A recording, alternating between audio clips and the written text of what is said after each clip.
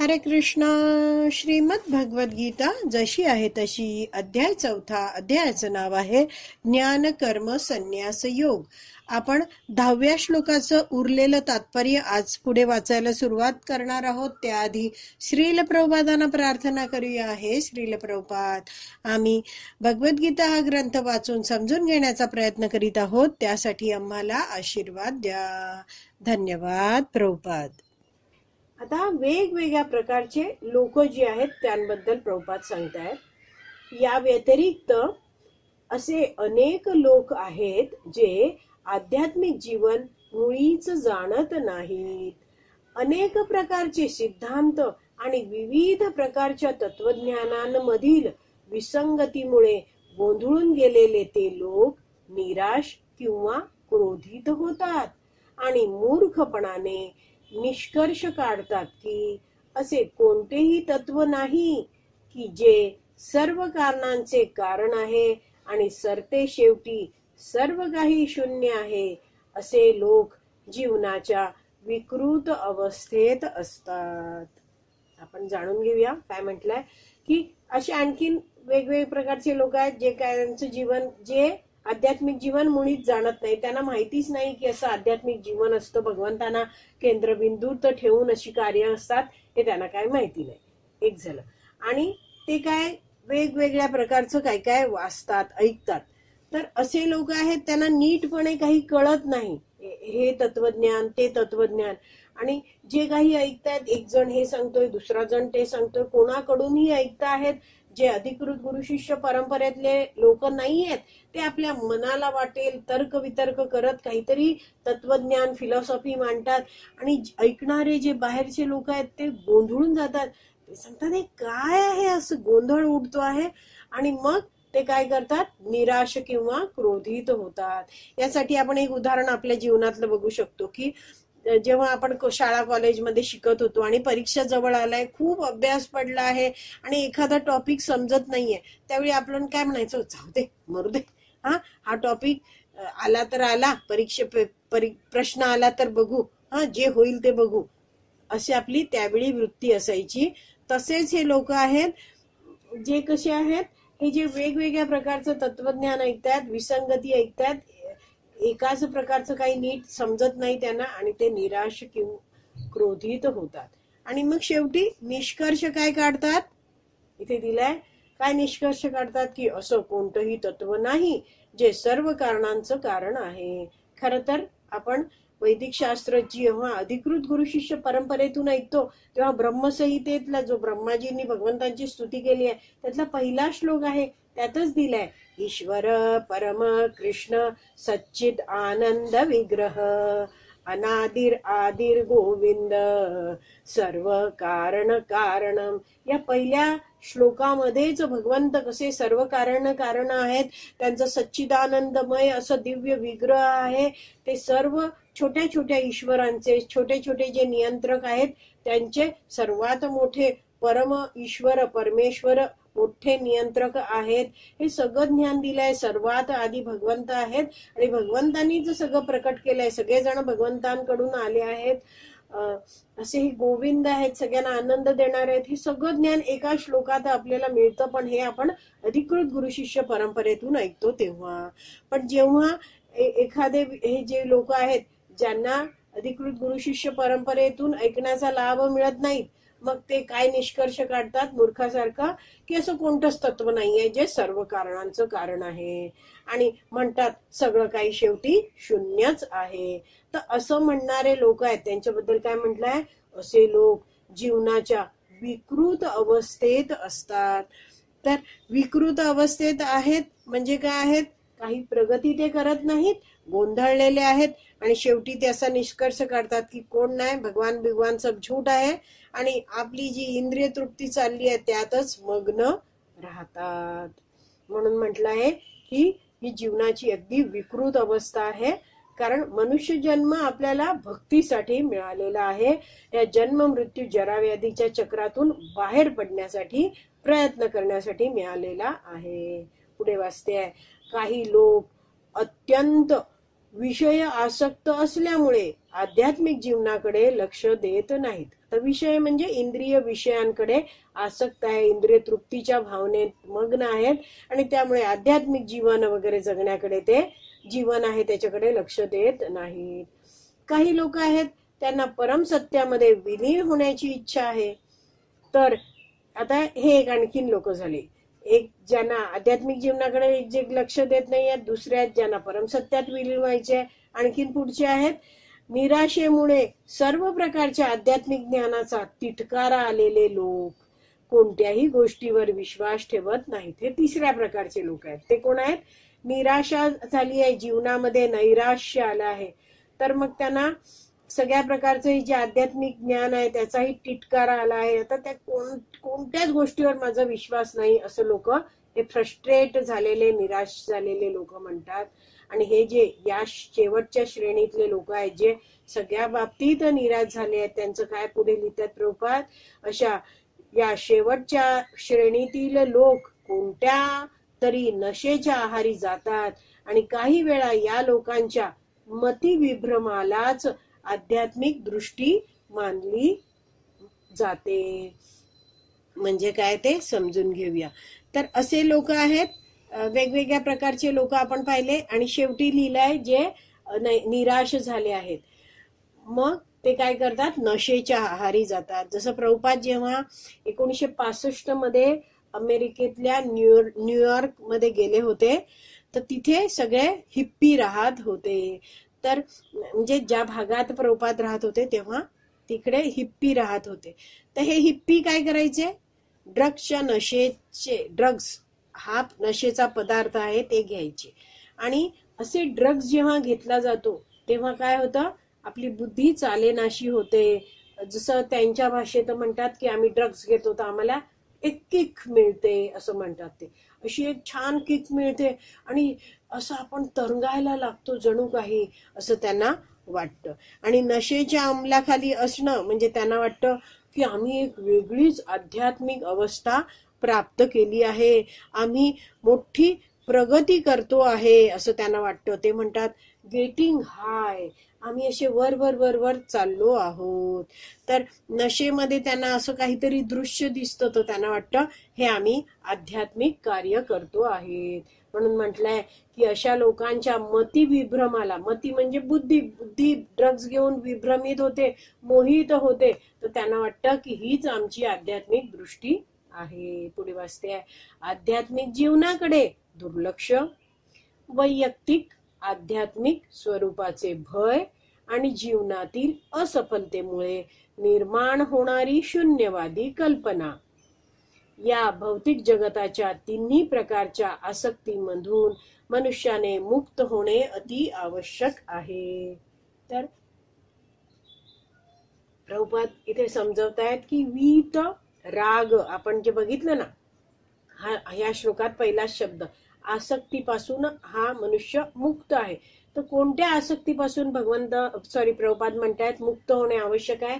एक तर आध्यात्मिक जीवनाकडे दुर्लक्ष, म्हणजे काय आहे? व्यक्ती काय आहे? तो केवळ शारीरिक स्तरावर इंद्रिय तृप्तीमध्ये मग्न राहतो आहे. म्हणजे तो काय करतोय? आध्यात्मिक जीवनाकडे दुर्लक्ष करतोय. दुसरं कोणती आसक्ती आहे? वैयक्तिक आध्यात्मिक स्वरूपाचे भय. तर वैयक्तिक आध्यात्मिक स्वरूपाचं भय म्हणजे काय आहे? त्यांना ते जेव्हा ऐकतात, बापरे मुक्तीनंतर सुद्धा आध्यात्मिक जीवन आहे, भगवंत स्वामी आणि मी दास होणार आणि मला त्यांची सेवा करायला लागणार, नको नको. हा, जसं या भौतिक जगतात माझा स्वामी, माझा मालक, माझा बॉस मला इतका त्रास देत होता, आता तिथेही आध्यात्मिक जगतातही स्वामी स्वीकारायला लागेल आणि तोही तसाच त्रास देईल, आणि त्यामुळे मला कोणताच स्वामी, कुणालाच स्वामी म्हणून स्वीकारायचं नाहीये. अशा विचार असलेले हे लोक आहेत. त्यांना आध्यात्मिक स्वरूपाचं, वैयक्तिक आध्यात्मिक स्वरूपाचं भय वाटत असतं. आणि तिसरं आसक्ती इथे प्रभुपाद म्हणतायत, जीवनातील असफलतेमुळे निर्माण होणारी शून्यवादी कल्पना. तर जीवनामध्ये हे लोक असफल झाले आहेत आणि त्यामुळे ते जेव्हा काही वैदिक ज्ञान ऐकत आहेत तेव्हा त्यांना नीट समजत नाहीये. आणि मग ते काय म्हणतात? ईट, ड्रिंक अँड बी मेरी, म्हणजे खा, प्या आणि मस्त मजा करा, मस्त झोपा काढा, असं ते म्हणतात. तर यासाठी एक भारतामध्ये एक मुनी होऊन गेला. मुनी म्हणजे प्रभुपाद देतात, म्हणजे एका प्रवचनात सांगतात आणि एका तात्पर्यात पण येतं आपल्याला. दुसऱ्या अध्यायात आपण वाचलं होतं की मुनी मुनी म्हणजे कोण? ज्याला स्वतःच मत आहे तो मुनी, एक वेगळं मत आहे.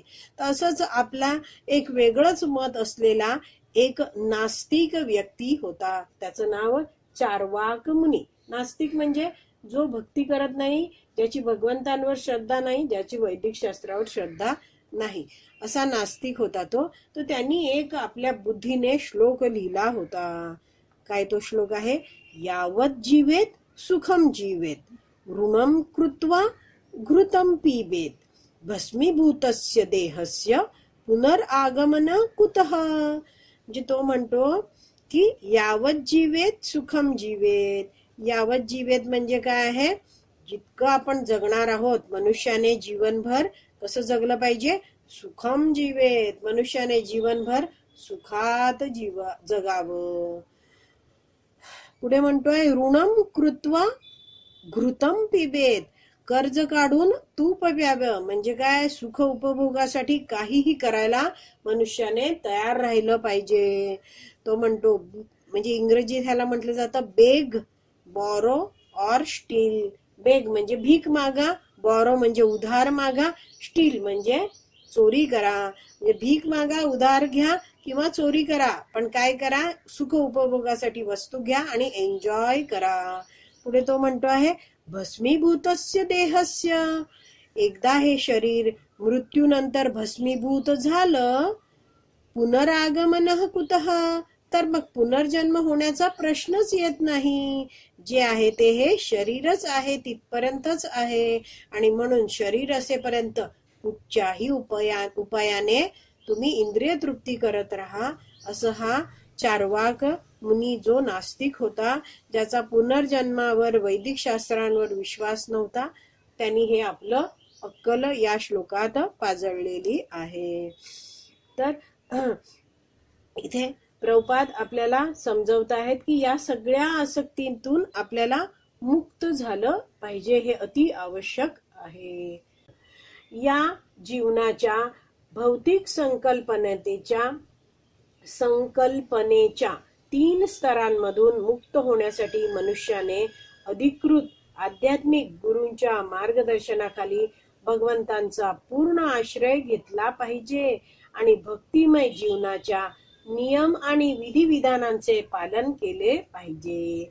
तर प्रभुपादांनी आधी समस्या सांगितली आहे, कसे लोक हे आसक्त आहेत आणि या 3 प्रकारच्या आसक्तीतून मुक्त होणं आवश्यक आहे.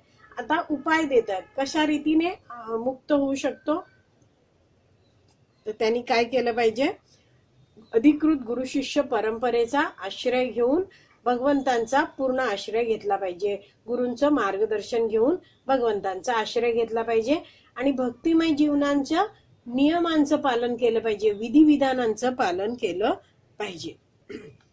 तर चैतन्य चरितामृत मध्ये लिहिला 22.25 या श्लोकामध्ये म्हटलं आहे, ताते कृष्ण भजे करे गुरुर सेवन, माया जाल छुटे पाय कृष्णेर चरण. म्हणजे काय आहे? ताते कृष्ण भजे. जो बद्ध जीव भगवंतांची भक्तिमय सेवा करतो, ताते कृष्ण भजे. ज्या बद्ध जीवाने म्हणजे ज्या मनुष्याने भगवान श्रीकृष्णांची भक्तिमय सेवा सुरू केली आहे आणि करे गुरुर सेवन, म्हणजे जो अधिकृत आध्यात्मिक गुरूंच्या मार्गदर्शनाखाली आहे, गुरूंची पण सेवा करतोय आणि मार्गदर्शनानुसार भगवंतांचीही खूप सुरेखरित्या भक्ती करतो आहे. तर मग पुढे काय होतं आहे? माया जाल छुटे. तर तो मग बद्ध जीव मायेच्या जाळ्यातून बाहेर पडू शकतो. आणि पुढे म्हटलंय पाय कृष्णेर चरण, आणि भगवंतांच्या चरण कमलांची प्राप्ती करू शकतो. ताते कृष्ण भजे करे गुरुर सेवन, माया जाल छुटे पाय कृष्णेर चरण. तर आपण आपल्या बाबतीत जाणू शकतो. इथे जसं प्रभुपाद म्हणतात की अधिकृत आध्यात्मिक गुरूंचं मार्गदर्शन घ्यायला हवं, तर आपण खूपच भाग्यवान आहोत. कारण ही जी आपली इस्कॉन संस्था आहे ती ऑथेंटिक म्हणजे प्रमाणित अधिकृत गुरु शिष्य परंपरेतलीच आहे. प्रभुपाद आहेत ते या परंपरेतले आहेत आणि आपली परंपरा आहे ती भगवान श्रीकृष्णांपासून सुरू झालेली आहे. आणि ब्रह्माजींना जे कृष्णाने ज्ञान दिलं आणि ब्रह्माजीने पुढच्या शिष्यांना हे ज्ञान दिलं आणि अशी गुरु शिष्य परंपरा आली. त्याच अधिकृत आध्यात्मिक गुरु शिष्य परंपरेतून आपण हे सगळं ज्ञान मार्गदर्शन प्राप्त करत आहोत. पुढे वाचते आहे, भक्तिमय जीवनाच्या अंतिम स्तराला भाव अथवा भगवंतांचे दिव्य प्रेम असे म्हणतात.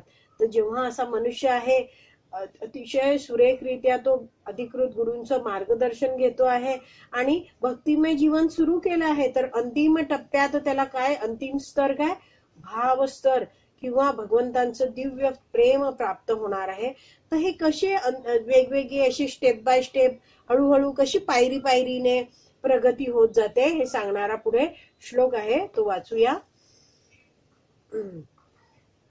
भक्ती रसामृत सिंधूनुसार भक्तीचे विज्ञान पुढील प्रमाणे आहे. 1.4.15 आणि 16 हे 2 श्लोक आहेत, वाचूया.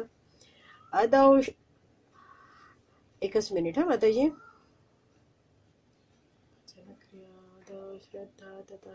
अदौ श्रद्धा तथा साधु संग तथा भजन क्रिया तथा अनर्थ निवृत्ती स्यात् ततो निष्ठा रुचिस्तथा अथासक्ति ततो भावस्ततः प्रेमभ्युदञ्चति साधकानामयं प्रेम्णः प्रादुर्भावे भवेत् क्रमः.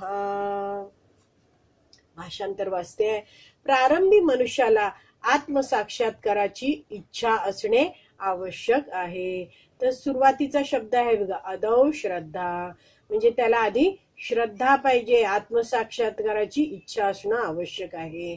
यामुळे आध्यात्मिक दृष्ट्या उन्नत व्यक्तीच्या सत्संगामध्ये जाण्याचा प्रयत्न करण्याच्या अवस्थेप्रत तो येईल. तर असा मनुष्य आहे, श्रद्धा आहे, तर मग तो जे भक्तीत उन्नत आहेत प्रगत आहेत त्यांच्या सत्संगामध्ये जाण्याचा प्रयत्न करेल.